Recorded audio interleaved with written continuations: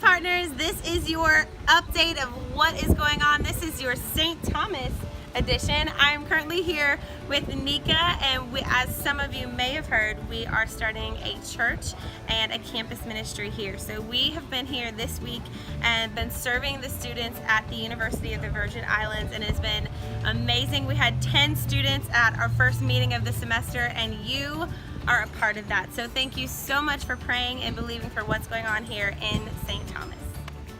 So continuing on with missions, many of you know we have gone to Cuba for several years. I've had the honor of helping lead and train our teams, and we have a couple more teams that are going this year. Many of you may remember that we had an In Focus church from Georgia who went last year, kind of had a scout trip to see if they would want their church to be able to join us here.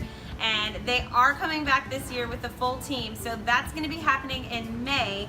And then in July, we're having another trip that's going to include people from our church, High Point Church, as well as other churches in our Every Nation family.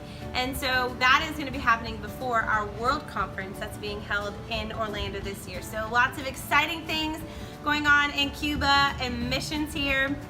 Also, if you guys could be praying for our churches in Cuba, we have the pastor there and his family of churches. They have experienced some pretty drastic tornadoes that went right through their communities. However, the church and their buildings were left untouched. So thank you, Jesus, for that. But please be praying as our community continues to rebuild. So I had the honor of preaching our Sunday services recently, and that was a great experience. If you're interested in hearing it, you can click on the link at the end of this video and listen there. So that covers missions. Now on to our student ministry at High Point in Orlando. It is going incredible.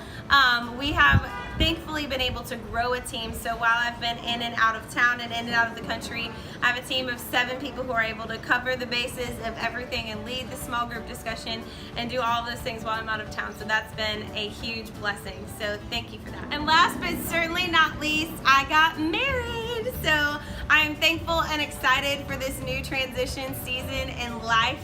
If you could be praying along with us just as that continues to grow and change, that would be amazing. I cannot thank you enough from the bottom of my heart for being a part of this team, literally being a part of a team that is sharing the gospel around the world, different countries, different islands, different places locally, and I could not do this without you. So thank you, thank you, thank you for being a part of this team.